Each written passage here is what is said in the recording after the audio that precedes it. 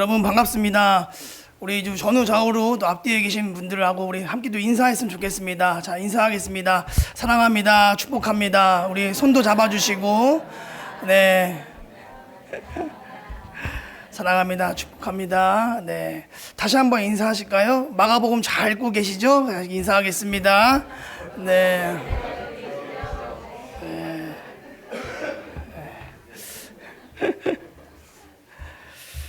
여러분 말씀 읽으시면서 귀한 시간 되시길 바랍니다. 여러분 우리가 지금 이제 사순절을 이제 보내고 있습니다.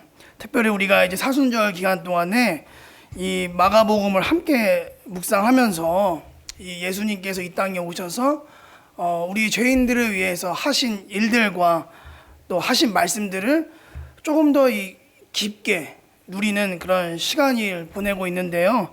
여러분들도 이렇게 말씀 읽으시면서 또 설교 들으시면서 그 예수님께서 하신 일들과 그 말씀이 그 당시 그 사람들에게 하신 말씀이기도 하지만은 오늘 이 시간 우리들에게 하신 말씀으로 믿고 우리에게 생명의 양식이 되시기를 주님의 이름으로 간절히 축복드립니다. 오늘 말씀의 제목은 레위를 부르시다입니다. 레위를 부르시다. 오늘 우리가 읽은 이 마가복음 2장 이 13절에서 17절 말씀은 절수로 따져보면 한 5절 정도밖에 되지 않는 짧은 이야기입니다. 그리고 이제 우리가 이미 신앙생활을 하면서 너무나 많이 들어본 이야기이기 때문에 익숙하기도 하고 또 짧기 때문에 그냥 이렇게 쑥 그냥 지나갔던 이야기일지 모르겠지만 여러분 그러나 우리가 이 예수님께서 이 레위를 부르시는 이 장면 속에서 사실은 이 보석과 같은 이 진리와 같은 이 장면들이 들어있는 것을 볼 수가 있습니다. 그래서 여러분 진리는 이 길고 짧고 크고 적고의 문제가 아닙니다. 진리 그 자체에는 예수님이 담겨있기 때문에 내용이 짧든 길든 많든 상관하지 않고 그 진리의 말씀을 우리가 믿고 받아들이면은 우리 속에서 정말 삶을 뒤집어 놓고 또 새롭게 할 수 있는 그런 능력들이 우리에게 있는 줄 믿습니다. 그래서 여러분 오늘 이 레위를 부르시는 이야기를 통해 우리가 잠깐 은혜를 나누고자 합니다. 우리 말씀을 좀 다시 한번 읽어보겠습니다.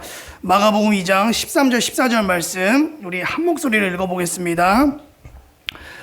자, 다시 한번 읽겠습니다. 시작.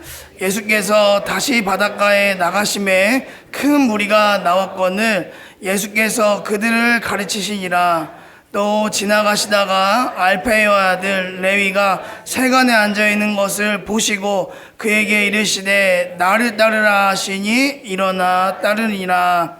아멘. 자, 오늘 이 본문 말씀 중에서 14절 말씀을 좀 보면은 이 예수님께서 지나가시다가 알페의 아들 레위가 세간에 앉아있는 것을 보셨다라는 표현이 등장을 합니다.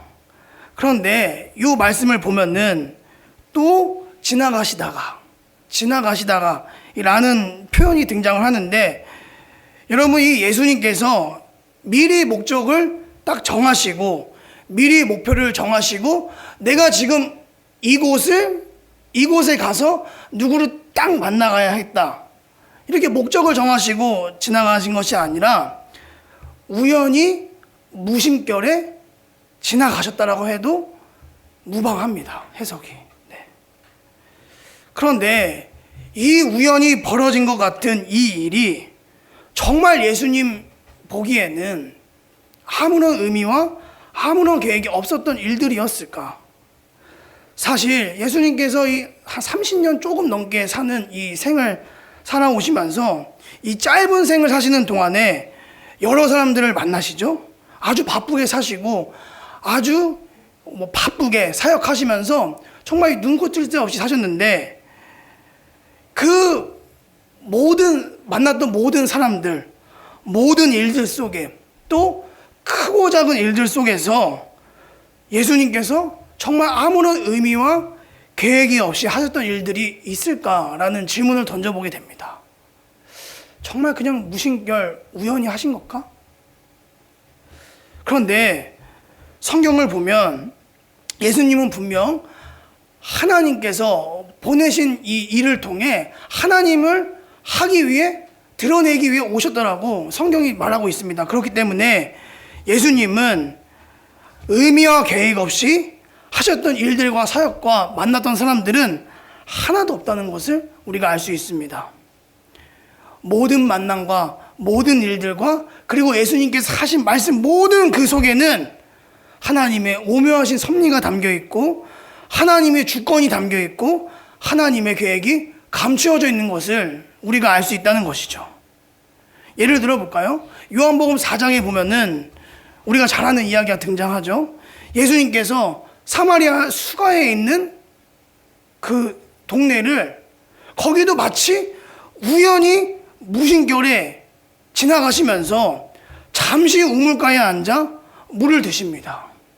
성경 어디에도 찾아보면은 예수님이 미리 스케줄을 잡으시고 수가에 있는 어떤 여인을 만나시기 위해서 가셨다는 말이 등장하지가 않습니다. 그냥 오늘 본문과 아주 비슷하게 수가라는 동네에 우연히 무심결에 지나가시면서 그냥 힘드시기 때문에 우물가에 철퍼덕 앉아 그 물을 드시는 장면이 등장을 합니다. 그런데 그 우연히 지나가시는 것 같은 그 현장 속에 누굴 만나게 되죠? 이름조차 나오지도 않는 한 사마리아 여인을 만나시게 되는 그 장면이 등장을 합니다. 그리고 그 사마리아 여인을 만나셔서 물을 좀 달라 하시고 물을 한두 잔 주고받으면서 무슨 이야기를 합니까? 우연히 그냥 그 여인과 이야기를 나누시는 거예요. 그 여인의 서글픈 인생사들, 그리고 그 여인이 속 깊이 느끼고 있는 그 영적인 그 갈증들, 영적인 결핍들의 그 이야기들을 예수님께서 들으시고 대화하시고 교제하시는 모습이 등장을 합니다. 그런데 참 이상하죠? 그렇게 그 우연히 그 듣는 그 여인의 인생사와 그 영적인 이야기를 들으셨지만은 성경을 보면은 그 이후에 예수님이 마치 그 이 여인을 오래전부터 알고 지켜봐 오셨던 것처럼 그 여인에 대해서 술술술 얘기하지 않습니까? 네가 남편이 몇 명이고 너 지금 상태가 어떻고 너 이렇지? 그러니까 우연히 오신 것 같은데 그 뒤의 모습은 어때요? 마치 하나님의 섭리와 그 계획과 주권 속에서 사마리아에 오시고 수가에 오시고 그 여인을 정확하게 만나서 교제하게 되는 그런 그 그림들이 그려지는 것을 볼 수가 있습니다.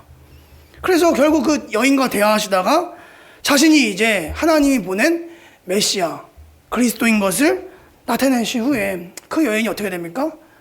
정말 그 측량할 수 없는 그 영적인 기쁨과 자유함을 느끼고 변화가 되는 그런 이 사건을 우리가 알고 있습니다.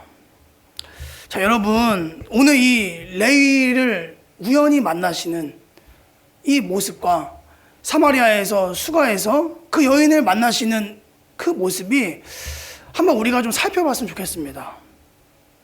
여러분, 우리도 마찬가지죠. 우리가 이 평범한 우리가 일상을 늘 살고 있지 않습니까? 학생들은 학교를 다니고 직장인들은 직장을 다니고 사업장을 운영하고 또 집에서 살림하시는 분들은 늘 변함없이 평범하게 그 일상에서 자기가 맡은 일들을 매일마다 하고 있는 것을 볼 수가 있습니다. 그런데 우리가 이 평범한 일상에서 일어나는 이 일들과 만나는 사람들에 대해서 사실은 무심하게 지나칠 때가 많이 있다는 것입니다.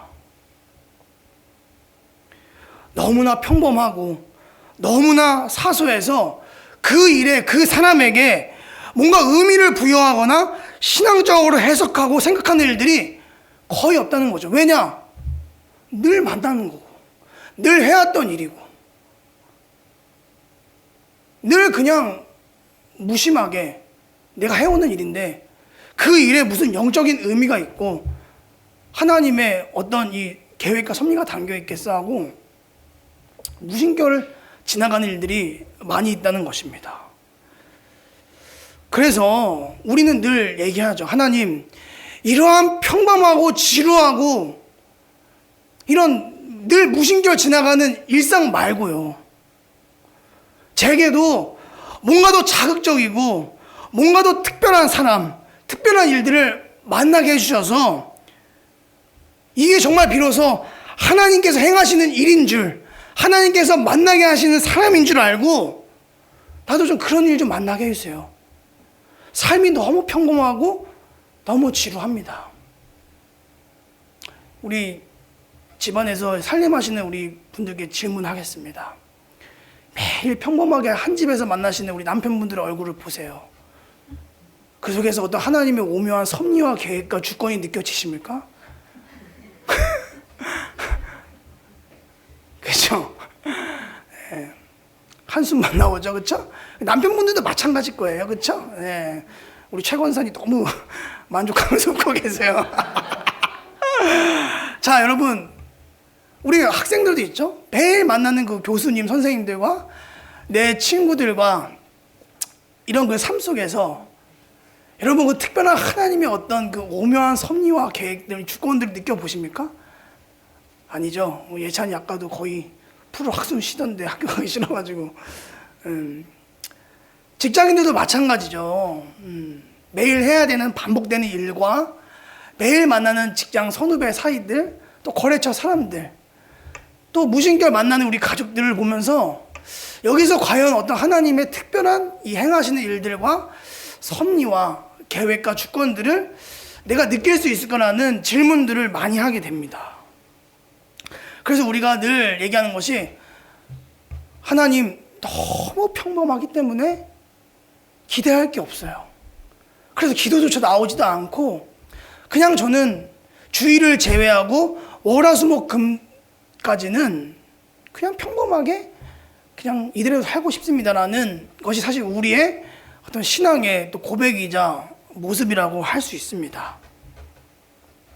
그러나 오늘 이 말씀을 보면 예수님께서 아무런 계획 없이 우연히 지나가시다가 누구를 만났어요? 레위를 만난 것처럼 보이지만 오늘 우리가 다시 한번 이 말씀에 눈을 뜨고 이 장면을 다시 볼 때 사실은 하나님께서는 한치의 오차도 없는 그 하나님의 주권 속에서 이날, 이 시간, 이 장소에서 당신의 아들 예수님을 통해 알페오의 아들 레이를 만나게 하시고 그를 구원하게 하시는 놀라운 섭리와 계획과 하나님이 하실 일들을 가지고 계셨다는 것이죠. 우리가 이 신앙생활을 오래 한다고 해서 성숙하다는 것은 좀 생각해 볼 일입니다. 신앙생활을 오래 하지만 성숙하지 않는 분들이 있습니다. 그렇죠? 신앙의 길이와 성숙의 문제는 다른 문제입니다. 우리가 이 신앙이 성숙할수록 나타나는 현상이 하나가 있습니다. 현상이. 그게 뭘까요? 민감함입니다. 민감함. 우리가 이 신앙이 성숙하기 이전에는 이 평범한 일상에서 만나는 사람과 만나는 일들에 대해 다 하나님과 무관하고 하나님과 상관없이 그저 우연히 무심결에 일어난 일이라며 다 지나쳤던 일들이 많았습니다. 네. 그런데 신앙이 성숙할수록 나타나는 현상이 영적으로 민감해진다는 거예요. 우연히 만나는 사람에 대해, 우연히 만나는 일들에 대해, 하나님께서 왜 이 사람을 만나게 하셨지? 하나님께서 오늘 나에게 왜 이 직장과 이 생활과 이 가정과 이 남편과 아내와 자녀와 이런 상황들을 나에게 만나게 하셨지? 나는 어떻게 반응하기 원하시고 어떻게 기도하기 원하시고 어떻게 하나님의 뜻에 따라 살기 원하시지 않은 이런 영적인 그 민감함들이 살아있다는 것입니다. 이게 바로 신앙의 성숙이거든요. 이 일들 속에서 하나님은 어떤 생각과 계획을 가지고 하실까? 무심결 그냥 지나가는 것이 아니라 민감함에 반응하며 그 일들과 사람에 대해서 깊게 고민하는 것, 민감하게. 그게 바로 신앙의 성숙의 모습 중 하나라는 것입니다. 사랑하는 우리 하늘샘교회 성도 여러분들, 여러분 우리가 이 매일마다 이 누리고 있는 별 볼 일 없는 이 일상들, 별 볼 일 없어 보이는 우리 가족들, 별 볼 일 없어 보이는 매일 만나는 우리의 그 사소한 일상이 사실은 하나님께서 나를 통해 무엇인가 계획하시고 무엇인가 역사하시려는 그런 거룩하고도 귀한 출발점인 줄 믿습니다. 그래서 그러한 것을 깨닫기 시작할 때 우리의 삶 속이 새롭게 피어나는 거죠. 그렇구나. 저 징글징글한 저 녀석들, 저 사람들, 저 익숙한 사람들이 하나님의 계획과 섭리와 은혜 가운데 있는 사람들이고 하는 그런 걸 느끼게 된다는 거죠. 그리고 늘 우연하고도 사소하게 무의미했던 보내는 일상을 하나님의 그 주권 속에서 진지하게 해석하고 진지하게 고민하며 진지하게 기도하며 살아가는 훈련들을 계속해서 해나가게 되는 것입니다. 여러분, 그럴 때 우리의 일상을 통해서 하나님의 계획과 하나님의 일하심들이 계속해서 보이게 되는 어떤 영적인 새로운 세계가 열리게 될 줄 믿습니다. 여러분, 우연한 일상 속에서 레일을 발견하시기에는 주님의 큰 은혜가 함께 하시기를 주님의 이름으로 간절히 축원드립니다. 자, 여러분, 그렇게 해서 예수님께서 우연히 지나가시다가 드디어 바닷가에서 누굴 보시게 되는 거죠? 자, 14절 말씀을 다시 한번 읽어보겠습니다. 마가복음 2장 14절 말씀 다시 한번 읽어보겠습니다. 함께 읽겠습니다. 또 지나가시다가 알파의 아들 레위가 세간에 앉아있는 것을 보시고 그에게 이르시되 나를 따르라 하시니 일어나 따르리나. 아멘. 자, 아까 말씀드렸던 레위라는 인물을 만나게 됩니다. 이 알파의 아들 레위가 세간에 앉아있는 것을 보셨다고 성경이 나와 있죠. 그런데 지금 예수님께서 활동하시는 이 무대는 바닷가입니다. 자, 그러면 바닷가에 웬 세간이냐? 라는 질문이 들어야겠죠? 여러분, 마가복음 2장 읽으시면서 고민해 보셨죠? 왜 바닷가에 세간이 있지? 네. 뭔가 이제 좀 그림이 안 그려지죠? 네. 그런데 우리가 이 당시에 있던 어떤 문화와 사회적인 좀 환경을 좀 이해해야 합니다.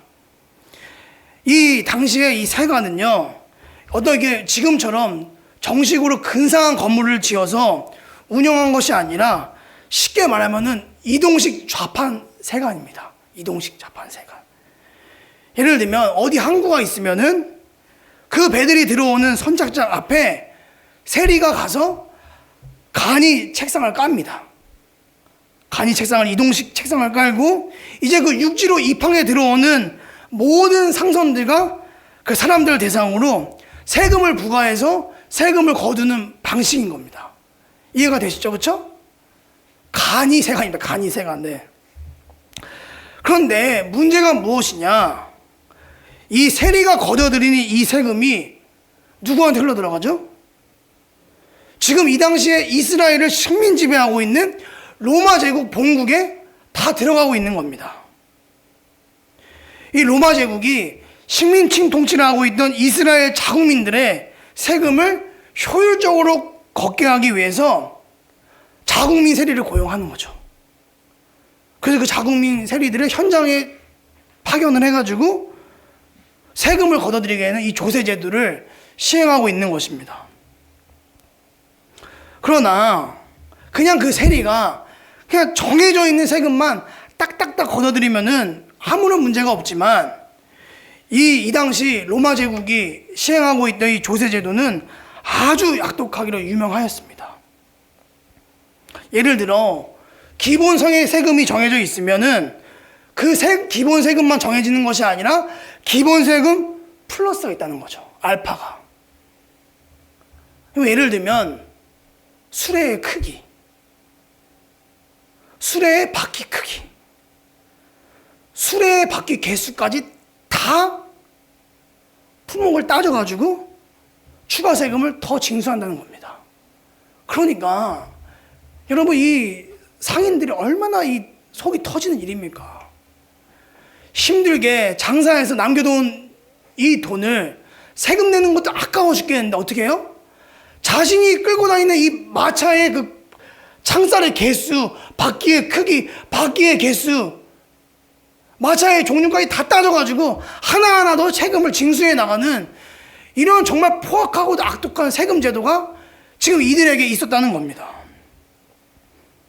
그럼 우리나라로 치면 이런 거죠. 경차냐, 승용차냐, 트럭이냐, 승합차냐, 휘발유냐, 가스차냐, 전기차냐. 네. 이런 걸 다 따라서 우리가 각각 세금을 매기는 것하고 비슷한 거라고 할 수 있는 거죠. 아무튼 이렇게 로마 제국에 일정 정도의 세금을 바치게 됩니다. 그러면 세금을 바치고 난 다음에 남는 게 있지 않습니까? 네.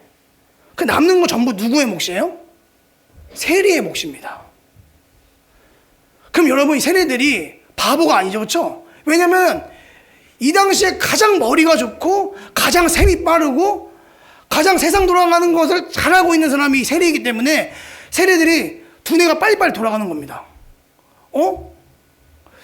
로마 제국에 일정한 정도만 세금을 내면은 나머지 게 내게 되는 거네. 인마이 포켓이 되는 겁니다. 그러면 세리들이 뭘 생각하겠습니까? 정해져 있는 세금보다 더 많은 세금을 부과해 버립니다.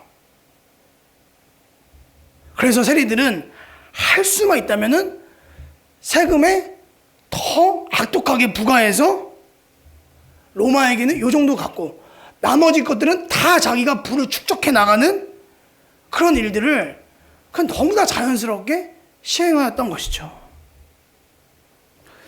그래서 이 이스라엘 사람들은 세리를 보면서 저 정말 사람도 아닌 인간들이다.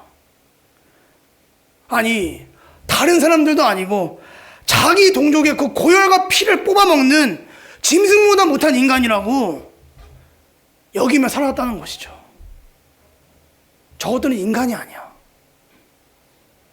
같은 서글프고 식민지배 받는 이 속에서 어떻게 우리의 고열을 더 빨아먹어? 어떻게 거기서 지주목을 더 챙길 생각을 해? 다른 사람은 몰라도 너는 우리를 알아야 되는 거 아니야? 여러분, 우리가 왜 친일파한테 그렇게 분노를 합니까? 자기 동족의 고열을 뽑아먹고 아프게 했기 때문에 우리가 그 일제시대 친일파에 대해서 누구보다도 분노하는 게 아니겠습니까? 오늘 여기 성경에 나오는 이 세리 레위가 바로 그런 인간 취급도 못 받는 그런 사람이었다는 겁니다. 동족에게까지. 이 레위의 개인적 삶을 볼 때는 어마어마하게 부를 축적하면서 좋은 집에 살고 좋은 차를 타고 좋은 거 맛있는 거 다 먹고 누리면서 성공한 인생을 살아왔던 것 같지만 사회적으로 볼 때는 그저 인간이야 짐승과도 못한 그런 지탄의 대상이 되어서 그렇게 살아왔던 것입니다. 그러니까 여러분 참 아이러니하죠. 레위의 인생이. 자, 그런데 이런 세이 레위에게 누가 찾아오신 겁니까? 예수님이 찾아오신 겁니다. 또 지나가시다가 알페오의 아들 레위가 세간에 앉아있는 것을 보시고 그에게 이르시되 나를 따르라 하시니 일어나 따르니라. 예수님께서 알페오의 아들 레위가 세간에 앉아있는 것을 보시고라고 써 있습니다. 여러분, 여기서 이 예수님께서 보셨다라는 것은 그냥 우리가 갖고 있는 이 생체적인 이 두 눈, 동공시력을 말하는 거 아닙니다. 물론 그렇게 보신 것도 많이 있지만은 이 그 뒤에 성경의 정황만 살펴볼 때 그것만 얘기하기는 부족하다는 거죠. 그냥 지나가다가 대충 흘낏 보시고 쟤 누구야? 하고 지나가셨다는 말이 아닙니다. 그 뒤에 나오는 상황들을 추론해 볼 때 이 보셨다, 보시고라는 말은 레위를 깊이 주목하여 보셨다라는 것입니다. 여러분 이해가 되시죠? 그렇죠? 그냥 보셨다는 게 아니라 그 레위의 삶 전체를 깊이 주목하여 보셨다는 것입니다. 그러면 예수님께서 물론 하나님이시기 때문에 그 레위의 모든 것을 다 아시고 꿰뚫어 볼 수 있지 않습니까? 그럼 뭘 봤다는 것입니까? 예수님의 그 레위의 어떤 부분들을 깊이 주목하여서 꿰뚫어 보셨는가? 이게 중요한 거 아닙니까? 일반 사람들 눈에는 보이지 않는 그 레위 깊숙한 곳에 숨겨져 있는 그 어떤 것을 주님이 보셨다는 것입니다. 마치 몸속에 있는 이런 암들과 조직세포들이 사람의 눈에는 보이지 않지만은 장비를 통해 CT나 엑스레이를 통해서 보면은 보이는 것처럼 예수님이 레위의 깊숙한 곳에 있는 어떤 것을 보셨다는 거예요. 네. 뭘 보셨을까요, 여러분? 레위의 그 깊숙한 곳에 있는 고독과 외로움을 보시는 것입니다. 레위의 그 깊은 곳에 숨겨져 있는 인생의 허무함을 꿰뚫어 보고 계셨던 것입니다. 레위는 티내지 않고 레위는 말하고 있지만은 레위가 늘 그 가슴 한켠 가운데서 꼭꼭 숨기고 있는 자기 동족에게조차 철저하게 배척당하고 무시받고 있는 그 외로움과 슬픔들을 예수님은 깊이 주목하여서 꿰뚫어 보고 계셨다는 것입니다. 다른 사람은 보지도 못하고 느끼지 못한 레위의 그 깊은 곳을 예수님이 보고 계셨다는 것이죠. 열심히 세금을 걷어들여서 돈은 쌓여가고 돈다발은 늘어나고 집은 커져가고 차는 좋아지고 씀씀이는 넉넉해졌지만 돈이 쌓여갈수록 레위 안에 있는 또 다른 것들도 같이 쌓여져 가고 커져 있는 것을 알 수가 있는 것입니다. 자기 동족에게조차 배척당하고 있는 그 고독과 인생의 허무함과 누구도 자신을 거들떠도 못하는 그 외로움과 슬픔 또한 같이 돈과 함께 쌓아지고 있었던 것이죠. 여러분, 레위가 그 하루의 일과를 다 마치고 나서 자기 그 동족들에게 눈초림 맞고 조롱받고 욕 듣고 나서 지나가는 길에 여러분 혼자 집에 가서 불 꺼놓고 무슨 생각했을까요? 나는 왜 태어난 거지 도대체? 아니 이렇게 사는 게 맞는 건가? 이렇게 버는 돈의 의미가 무엇이 있는 거고 이렇게 궁궐 같은 집에 사는 게 무엇이 의미가 있는 것이고 이렇게 나만 잘 먹고 잘 살고 동족의 피를 빨아먹는 게 이게 정말 삶인가? 그리고 나서 아무것도 먹지 않고 옷도 벗지 않은 채 식탁에 앉아서 그 깊은 밤을 술로 보내고 있는 그 레위의 모습이 그려지고 있는 것이죠. 그런데 예수님께서 그 누구도 알아보지 못했던 그 레위의 깊은 고독과 외로움과 허무함과 슬픔들을 정확하게 꿰뚫어 보고 계시다는 것입니다. 그리고 더 나아가서 무엇을 꿰뚫어 보고 계시면 장차 이 마태복음을 기록할 제자 마태의 모습까지도 주님은 다 뛰어넘어서 보고 계셨던 것입니다. 그리고 나서 14절 말씀에 다시 어떻게 말씀하십니까? 레위에게 그에게 이르시되 나를 따르라 하시니 그냥 잔소리 이런 거 없습니다. 네가 어떤 사람이니 네가 뭐 했다더니 네 이름은 뭐니 이런 거 물어보고 다 거두절미하고 아주 짧고 단호하게 말씀하시죠. 나를 따르라. 그리고 레위는 마치 예수님의 부름을 기다렸듯이 그 자리를 박차고 일어나서 따라 나섭니다. 자, 여러분, 우리가 이 말씀을 좀 빗대어 볼 때 우리의 모습을 좀 한번 봤으면 좋겠습니다. 여러분, 우리하고 예수님하고 차이가 있죠, 그렇죠? 네, 똑같지 않습니다. 우리가 예수님과의 모습을 비교해 볼 때 차이 중에 하나가 무엇이냐면은 사람을 보는 관점이 다르다는 것입니다. 우리는 사람을 어떻게 섬기려고 하거나 사람을 얻고자 할 때 되도록이면 어떤 사람을 얻고 싶어 하고 가까이 하고 싶습니까? 되도록이면 흠이 없거나 내 취향과 맞고 내 기준에 맞고 아주 매력을 느끼는 사람들을 더 가까이 하고 더 섬기고 싶고 더 품고 싶습니다. 더 호감을 느끼죠, 그렇죠? 그래서 우리가 먼저 다가가게 됩니다. 근데 반대로 이 레위처럼 우리 주변에도 흠이 많고 다른 사람들의 이 손가락질 대상이고 내 취향과 기준에 맞지 않는 사람이면은 거리를 둡니다, 자연스럽게. 아우, 좀 알아서 피해야 돼. 피하는 게 상책이야. 나도 같이 질 떨어져. 아우, 질색이야 하고서. 예. 그럼 그에게 어떤 가능성을 느끼거나 매력을 느끼지 못한다는 것이죠. 그래서 결국 내리는 판단은 무엇입니까?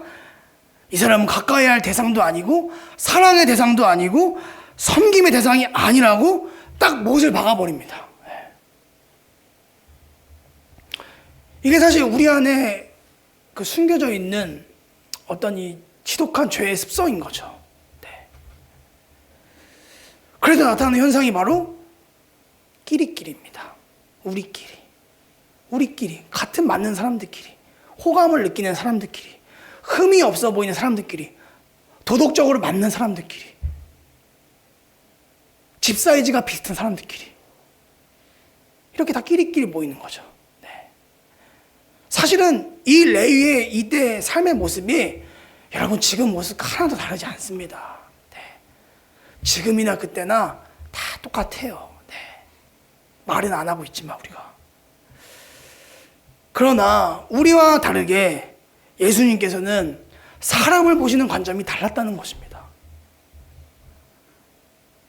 흠이 없는 사람만 찾으시거나 예수님 본인 자신의 취향과 기준에만 맞는 사람을 만나셔서 얘기를 나누시고 가까이 하시고 섬기시지 않으셨다는 것입니다.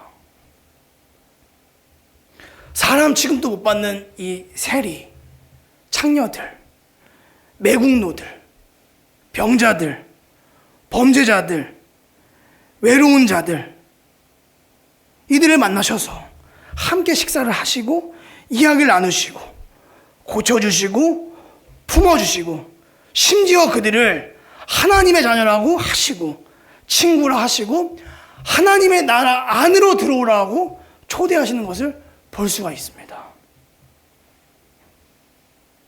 그래서 성경을 보면은 저것들은 지옥의 불쏘시개다라고 칭했던 사람들이 있지 않습니까?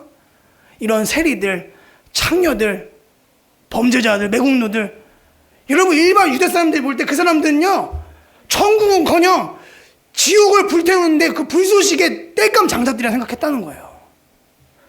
그 지옥의 불쏘시개라고 취급받던 일이 어떻게 됩니까? 예수님을 만난 다음에 구원을 받고 하나님의 아들, 딸들, 자녀가 되는 역사가 일어났던 것을 우리가 볼 수 있는 것입니다. 그래서 이 신약 성경을 보면은 예수님이 가는 곳곳마다 사람들이 한산했을까요? 때로 몰려들었을까요? 때로 몰려들었어요. 네. 그래서 몰려든 거예요. 네. 여러분, 우리 주변을 살펴보면 우리 주변에도 어렵지 않게 우리 삶의 레위들을 만나게 됩니다. 네. 사람들에게 사람 취급도 못 받는 레위도 있고 사랑받을 가치도 없다며 조롱과 손가락질 받는 레위도 있습니다. 저는 아무런 곳에 쓸모도 없다며 능력 없다고 조롱하는 레위들도 있습니다. 또한 모든 것을 다 가진 것 같지만 누구 하나 쳐다보지도 않고 사랑하지도 않고 품어주지도 않고 늘 인생의 허무함과 고독함과 외로움과 슬픔에 허덕이며 사는 우리 삶 속의 레위들을 어렵지 않게 만날 수가 있습니다. 아마 여기 다 있으실걸요? 레위들이? 다 여러분 지금 레위라고 생각하기를 들고 내가 레위였던 사람들도 있고 아마 평생을 누구에게 말하지 않지만 레위로 살아가는 사람들이 여기 있다는 것입니다. 매일마다 옷을 번듯하게 입고 오고 화장을 하고 광내며 뽐내며 오지만은 우리는 못 보거든요. 그 사람 속에 있는 그 레위를 못 보거든요. 그 사람 속에 깊은 곳에 숨겨져 있는 그 외로움과 고독과 슬픔들을 우리는 모르기 때문에 그냥 이 자리에 안 그런 척하고 다 앉아 있는 겁니다. 네. 저와 여러분들이 삶의 현장에서 만나는 그 레위들, 그리고 오늘 우리가 여기 앉아있는 이 하늘생 공동체에서 만나는 그 레위들을 오늘 이 말씀을 듣고 다시 한번 예수님의 그 관점과 시선으로 바라본다면 여러분 레위 속에 있는 마태를 우리도 발견할 수 있지 않을까요? 저와 여러분들은 일반 사람들과 다르지 않습니까? 뭐가 다릅니까? 하나님의 영인, 예수의 영인, 성령을 갖고 그 성령의 눈으로 사람을 볼 줄 아는 거듭난 사람들이기 때문에 레위만 보는 것이 아니라 그 레위 속 더 나아가서 마태까지 볼 수 있는 그런 신앙의 영적인 눈들을 가지고 있어야 하고 볼 줄 아셔야 된다는 것입니다. 여러분들의 일상에서 레위를 만나게 되면 지금은 그냥 무심결에 쯧쯧쯧 저런 한심한 인간,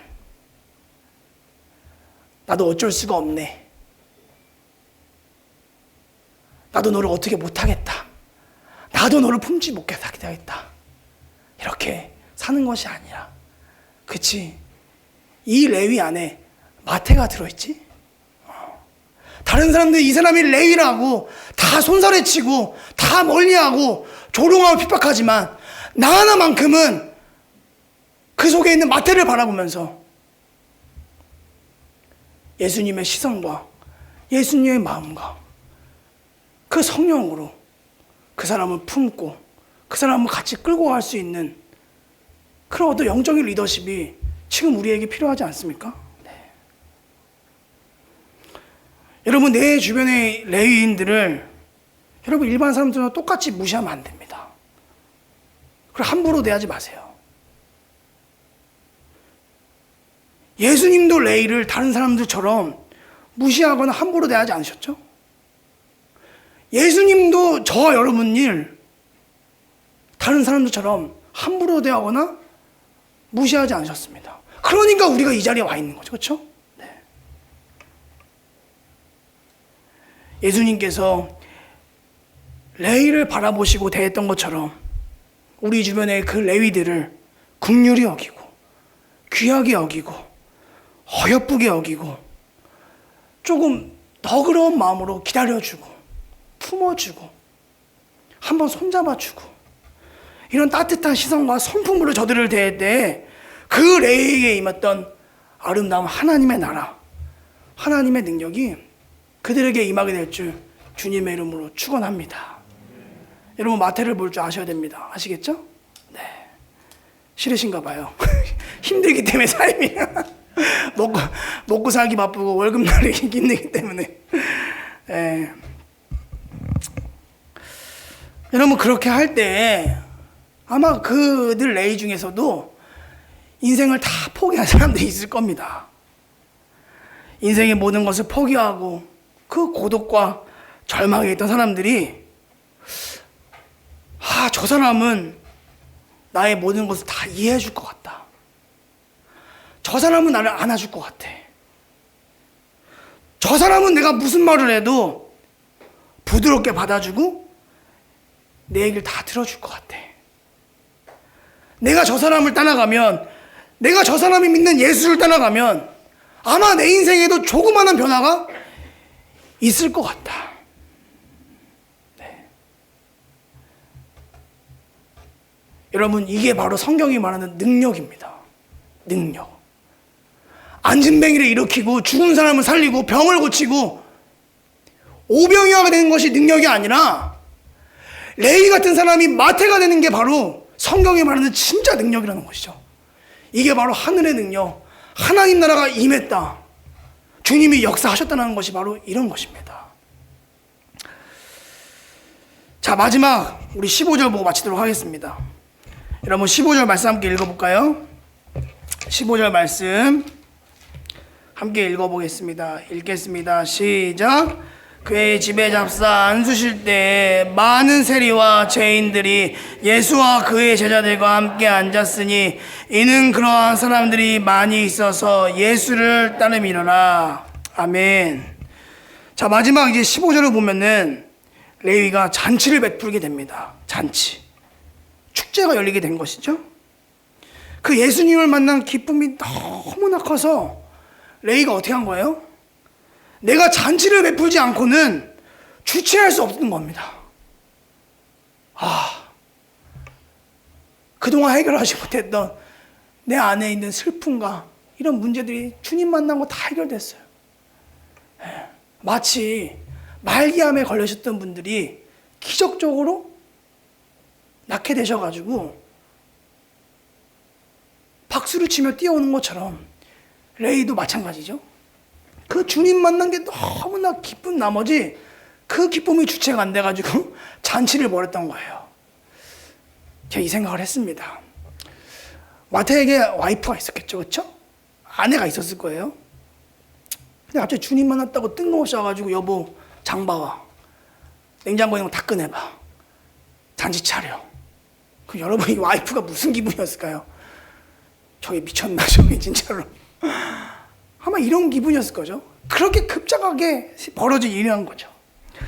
그 여러분, 이 잔치 자리에 누가 옵니까? 근데 그의 집에 앉아 잡수실 때 여러분 누가 나오죠? 많은 누가 나와요? 세리와 죄인들이 나옵니다. 그리고 그 많은 세리와 죄인들과 함께 지금 누가 앉아 계시는 거죠? 예수와 플러스 뭐예요? 그의 제자들이 함께 앉아 있었다. 함께 앉아 있었다. 이거 당연하게 보면 안 되는 겁니다. 세리와 죄인들. 근데 죄가 없으신 예수님과 그를 따르는 제자들이 지금 뭐 하고 있는 거예요? 겸상하고 있는 겁니다. 불가능한 얘기예요. 일어날 수가 없는 얘기인 겁니다.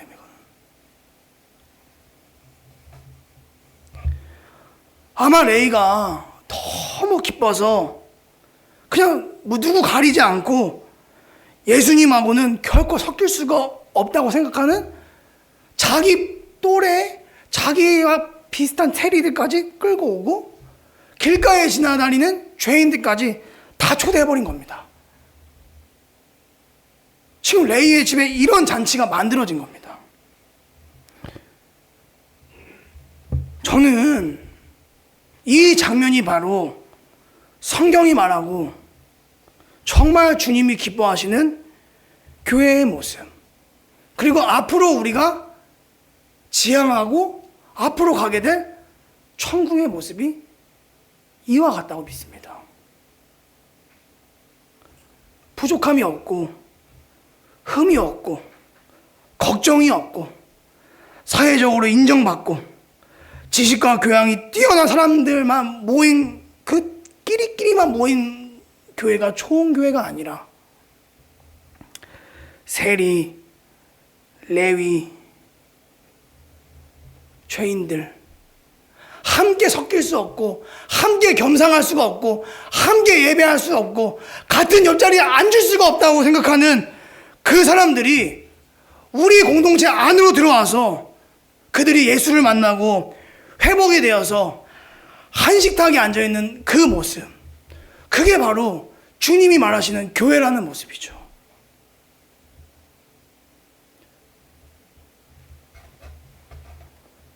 그게 바로 정말 나중에 천국에 가서 우리가 주님과 함께 누리게 될 천국의 모습, 천국 잔치의 모습이 그대로 재현하고 있는 겁니다. 여러분, 교회에서 식사하시거나 믿는 사람들끼리 있을 때 갑자기 아무도 모르는 사람이 딱 들어와요. 냄새나고 안 씻은 것 같고 배운 것 같다 않아 보이고, 들어보니까 범죄는 많다 하고 머리에 든 건 없어 보이고, 갑자기 옆에 앉아가지고 저도 같이 밥 먹으면 될까요? 할 때 어떡하죠? 뜨끔하죠, 그쵸? 당신 자리 여기가 아닌데, 저기 혼자 앉는 데서 드시면 딱 될 것 같은데. 우리 삶에도 마찬가지죠. 나는 예수 믿기 때문에 저런 죄인 같은 사람들, 저런 흠이 많은 사람들과는 함께 할 수가 없어. 여러분, 천국의 문은 열리지 않는 것입니다. 절대. 교회는 그런 곳이 아니에요.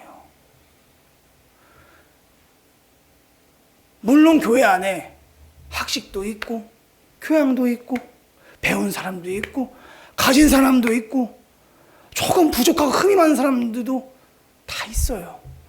그런데 그 교회 안에 세리와 같은 사람, 죄인과 같은 사람, 흠이 많은 사람, 못 배운 사람, 이 사람들도 같은 한식당에 초대가 돼서 그들이 우리와 함께 예배드리고 예수를 만나서 같은 레이, 같은 마태가 돼서 한식탁에 앉아 가족이 되는 그 모습, 그 모습이 사실 우리 하늘생 공동체가 꿈꾸는 모습 아닙니까? 그 모습을 바라보면서 지금 여기서 매일 이렇게 힘들게 예배드리고 기도하고 훈련받는 이유가 다 그거 아니겠습니까? 여러분, 그런 성도, 그런 교회로 날마다 발전하고 거듭날 수 있도록 저와 여러분들이 함께 기도해 주시고 함께 힘써 주시기를 주님의 이름으로 간절히 축원합니다. 네. 이런 교회 좀 꿈꾸고 싶지 않으세요? 여러분? 정말 정말 꿈꿔봅니다. 이미 그런 교회가 맞지만은 더 이렇게 식탁에 모여서 그냥 가족이 아닌 성도끼리 그냥 대면대면하는 것이 아니라 같이 밥을 먹는 식구와 같은 모습으로 식탁이 벌어지고 잔치가 되는 교회, 그런 하늘생 교회가 되기를 바랍니다.